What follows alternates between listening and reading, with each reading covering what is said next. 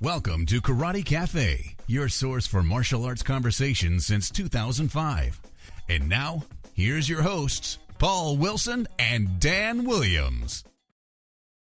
Ahoy, Poloi, Karate Cafeinators. It's Paul with a new episode of Karate Cafe. First one for 2026. Don't forget, if you really want to feature one of your coffee cups from your organization or dojo or school or dojang or whatever it is you feel like calling it, hit me up at karatecafe@gmail.com and we'll get one of these things on the air so we can show people that you support the internet's first and longest martial arts podcast, as well as give me a vehicle for my bunkai juice. Also, as you may have noticed, today's wardrobe is by the Seibukan Karate Dojo in Edmonton, Alberta. My good friend Sensei Dojo made these cool new hoodies and sent me one, and actually, ironically, I'm also wearing the t-shirt. That's not like I'm a total fanboy, although I dig me some Aoki Sensei and as fine students. But also, it's a black t-shirt, and I've got about 1 billion black t-shirts. Anyway, so we put that in. But, shout out to Seibukan Karate in Edmonton for this warm thing here in the Gambate garage, which you can't see behind me. But it doesn't look like that. It looks like, well, it doesn't look like that. So, anyway, moving on. Today's episode is kind of touched upon, it's a pivot. For two reasons.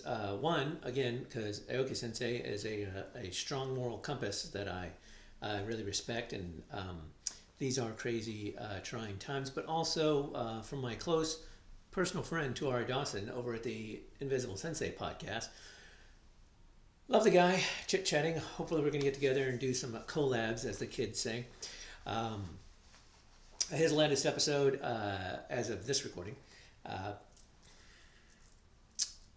touched on the whole alpha male shenanigans that's going on, and that's kind of what I wanted to talk about. We live in trying enough times without martial artists screwing it up. As a traditional martial artist, I really think that we could benefit from taking the dojo decency and bringing it out to the real world, right? Lots of things are going on. Lots of people are crazy. Lots of people are more vocal than ever. I say this as a guy that's actually talking to you now on a podcast. Social media made everybody a keyboard warrior. It used to be back in the days, 20 years ago, 25 years ago, we would have to go seek out a forum and join it, and you would be basically making yourself into a nice little echo chamber of people who are all fired up about whatever niche subject you wanted to be. Karate, that's one of the real places that keyboard warrior came from. A whole lot of that won't work on the street, bro. And I'm right, you're wrong, because my sensei said so. Blah blah blah. I really miss forums. I really, really hate algorithms. And I'm an IT guy, and tech bros messed it up, and now we have all these alpha bros that we're gonna have to deal with, which is kind of the sort of subject of the story. But there's a salient quote that's attributed by the great sensei Mike Tyson, that social media made everyone way too comfortable with disrespecting people because they know they're going to get punched in the face.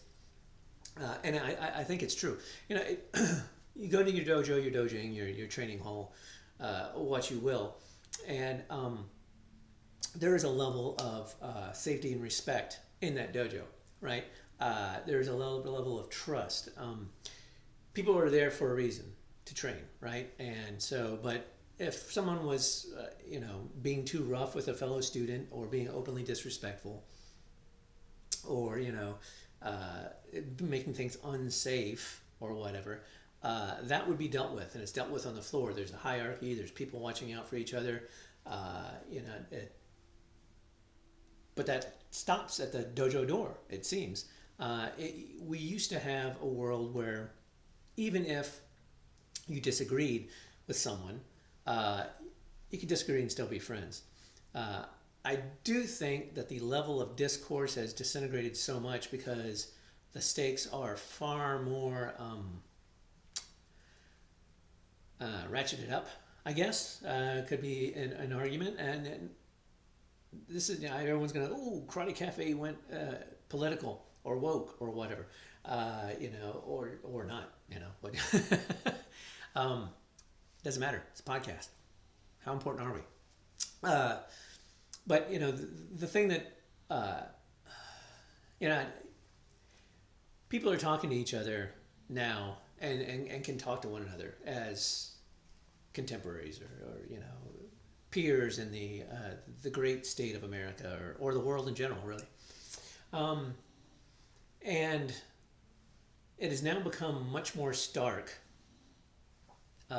where people have drawn their lines, and now it is in such a way where, like, if someone does bad technique in the dojo and they do that bad technique,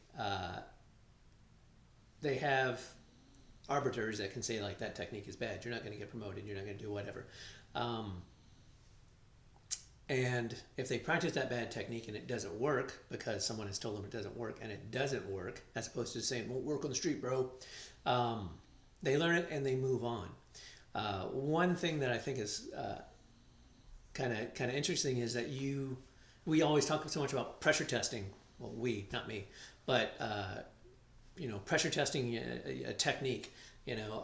Our practical karate brethren and sisterin, a lot of them have gotten very vocal about, like, that's crap because it didn't work, even though they did it for decades, and they were okay with it. Now suddenly it's crap. Maybe they pressure test it. Maybe they actually did something. Maybe they, that whole pressure testing thing is a whole other tangent that I'm going to get into because I'm here by myself, and it's no fun to get in a tangent with yourself.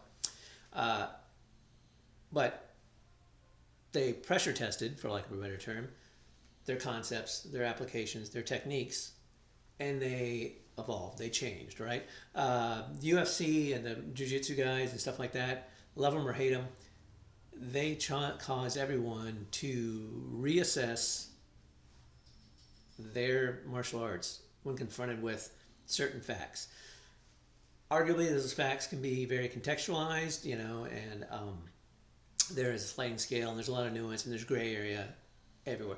Maybe we should get rid of black belts and just make a gray belt, which is just like, this is where it gets kind of ambiguous. The foundational stuff is there, and the esoteric, crazy, Wu-Tang 36 chambers stuff is here, and we live somewhere in the middle, the gray area, where, techniques sometimes work, sometimes they don't. Now that would be a tangent, a one-man tangent. Karate Cafe, the home of the one-man tangent. But when you pressure test your idea, you should be pressure testing your idea. So if you hold something so tightly that when it is challenged by something, you can't, you just lose your mind, essentially. So like when people talked about grappling and a striking art, and people would lose their mind, even though as it came out, there was maybe grappling, especially in the Okinawan arts is mostly what I'm talking about. There, was grappling that was in there somewhere. So it was there. You don't want to do it, that's fine. These other people do, that's also fine. And they can. But the thing you got to remember is just because you don't want to grapple doesn't mean you can't make everyone else not grapple. But you should pressure test your idea to go, okay, this is a fact. Time for me to change my stance on it. I've always said, there's a certain point where martial arts have to feed themselves. You can't just say my sensei said it. You can't just say because you need to go seek out that information. But research bias, and I'm really getting sick of do your own research. If you're, was it Hitchens said, if something can be asserted without evidence, it can be dismissed without evidence. It's kind of the same thing, which again was, back in the message boards back in the day, you couldn't post video, you couldn't see videos, you couldn't go to YouTube, you couldn't do whatever. So a lot of it was like, that won't work because I said so. You know, if it doesn't work for you, it's true. But as well as, you know, the other factor of this is this dojo decency going out to the real world is, you know, people are getting crazy, and people are scared.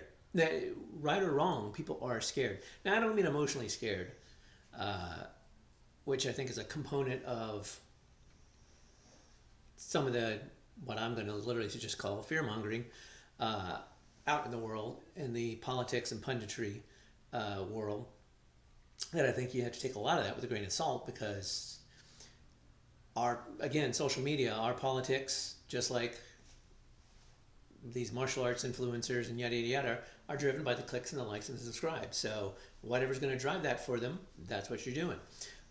You're not, you know, you're not helping anything by sort of fomenting that up. There's very few things in the day-to-day world that requires you to get that fired up. Now, there's this quote from Chojin Miyagi. It says, like, when your temperature rises, lower your fists. And when your fists rise, lower your temperature. Absolutely. You know, when it comes to whatever your words are, words whoosh, become deeds. That's when you need to take a step back, because is it that worth it? And this is just from a philosophical discussions, you know, like this person likes things that are going on in the news now, this person doesn't. That doesn't require violence. When you're inserting yourself into someone's world, and there could be friction, you know, that's where, you know, a lot of people don't need to get punched, right? So, and if Miyagi Sensei was alive these days, he might also say, ignore the comments section, because there's a lot of that. There's people who are just trying to get a rise out of somebody to make themselves feel better, which again ties back to that whole alpha male thing. It's like, you know, if you need to tell me, you know, what was it, was it Stan Musial or somebody that said it ain't bragging if you can do it. You know, if you truly are a Viking warrior, alpha male or female type person, if you can do it, you don't need to like convince people that you are. We have a post on the Facebook page, and from me, that is essentially like, you know, if you want to be an influencer, influence your dojo. If you want to be an influencer, influence your family. You know, don't push out. And I'm saying this as a podcaster. I absolutely understand. I get the irony or the hypocrisy. Call it what you want. Hey, we go both ways here at Karate Cafe. So when it comes to social media and all this stuff that's blowing up, as ever, speaking of social media, you may have just noticed that right there was an edit. And that wasn't because, for some reason, I don't know what the deal is. Okay, here's another one-man tangent. I don't know what the deal is with videos this day, people posting stuff on YouTube, and there's like a little edit after every sentence. It's ridiculous. Conversations start here in Karate Cafe, and this is the way conversation works.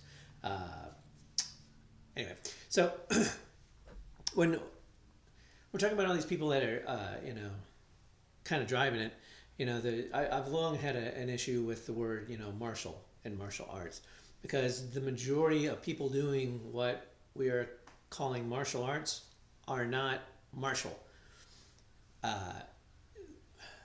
So there's a section that's in the military, there's a section that's in law enforcement, there's a good section that are what I would like to say just wannabes, you know, living your life in tactical pants and, you know, tech boots and with your little switch, you know, knife and whatnot, and your Oakleys.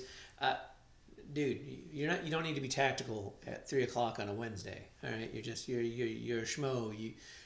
You're the manager at a Kinko's, if those even still exist. I don't know. We've got to stop. So that would be an example of the mindset. Now, if you're in a reality-based martial art, or whatever, Krav Maga, some kind of some stuff in that vein. Um, that's that would be the counter argument of the stuff that happens on the floor shouldn't go outside. Uh, I know your instructor and is making good money off of trying to convince you that you're trained to be a member of Mossad, or a militia or whatever. You're not. You're again. You work at Target. You're an IT guy. You're not Jason Bourne, bro. So. That may be part of the culture that doesn't need to go. So that's why, again, I'm a big proponent of traditional martial arts, because as violent and mean as the techniques can be in a traditional martial art, there is that part that's wrapped around it.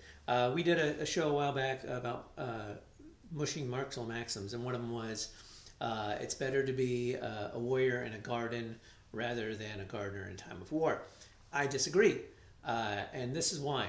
Again, that builds up that whole we're warriors, we're in combat. Bro, you're not in combat. You live in the cul-de-sac just like me. World War II was fought probably, by gardeners, business people. There was the military that was running them, but the huge amount of people were drafted, and they were just everybody that rose to the occasion through training and through training by trauma. So there's an underpinning of martial arts in the West that was fomented mostly by people that had been in the military, and when it blew up, a lot of them had trained in Okinawa, Korea, that sort of thing like that, and brought it over.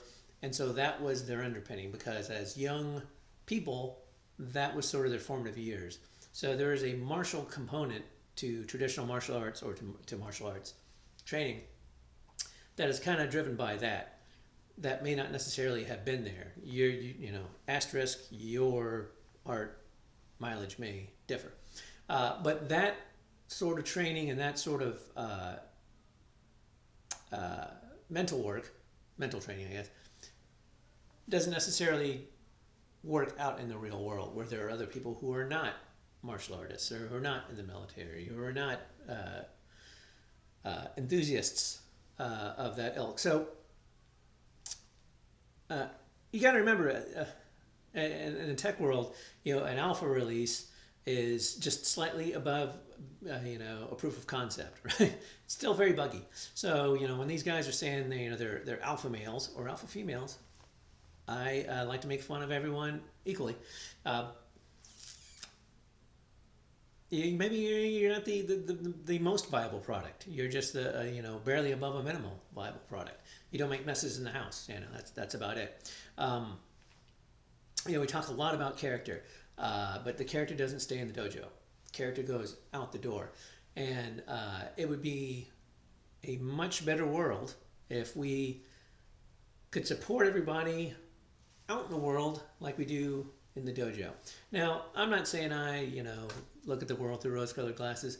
I have members in my martial orbit of people that I had known for decades, who up until, let's say 20 years ago or so, were, for lack of a better term, reasonable.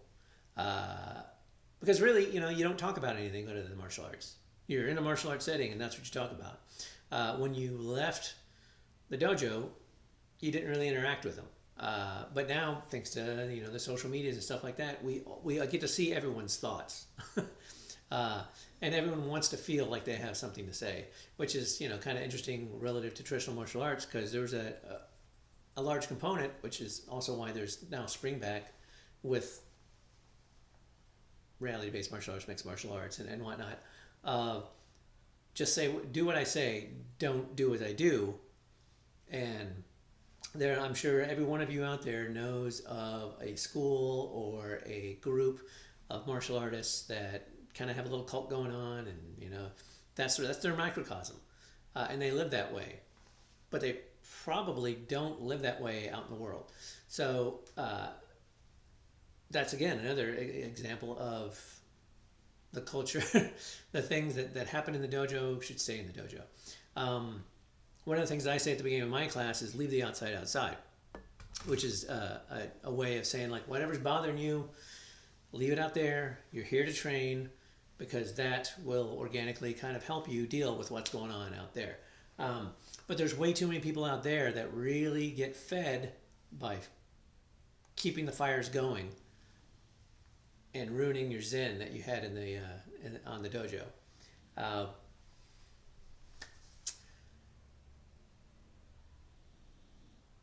It's kind of Pollyanna to say, like, we need to care about each other. There are absolutely people out there that are wastes of air. There are absolutely people out there that are feeding their own agenda on the backs of other people. There are absolutely people out there that are evil. There are people out there who are just opportunists. Nothing you can do about them, right? It's yes, you have to fight for justice and do everything, all right, but keeping it all in perspective. It's very easy in the dojo to keep stuff in perspective. You're either getting punched or you're punching somebody. You're either blocking somebody or somebody's blocking you, but you're working together. Even though there's that context, you're working together. Everyone's trying to make their martial art better. Everyone's trying to make their training better. Everyone's trying to make themselves better. It doesn't stop at the dojo floor or dojo door. It keeps going. We need to all try and make each other better. And I think that's about all I'm going to say on that. Because I'm running out of coffee and I'm just, again, one man. Now, this is just me kind of ranting, getting something off my chest because I'm hearing about it. We'd love to hear your comments. Keep them civil. You can comment on the YouTube. You can go on our Facebook page and jump on there. That's totally cool. Once again, if you have t-shirts or swag or whatever that you would like us to wear while we're sharing our most important voice as influencers and martial thought leaders, go ahead and once again email us at karatecafe@gmail.com. Coffee mugs are always appreciated. Coffee is also appreciated. We've kind of let the donation thing go, but if you want, you can go to the website and there's a button to click on it to donate. That'd be great. It'd really kind of help us replace the tubes in the univac and keep those snacks coming in the green room. We're always looking for guest instructors. So if you have some time, you want to be on the show, drop me a line, email me, DM me, contact me through the Facebook page, and we'll come on, and you'll be talking about whatever it is we're talking about that day. But a couple more showers, just shooting the breeze. Who knows what's going to come out? So let me know if you want to be a guest instructor, and we'll try and work it into our busy schedule here at the massive Karate Cafe studio. So thanks for listening. Thanks for watching. Thanks for sticking with us below these 20 years or so that we've been doing this. We will endeavor to once again get back up on the horse and provide you with the finest martial art content that you're listening to right now. Until then, this is me saying we'll talk to you all again very soon.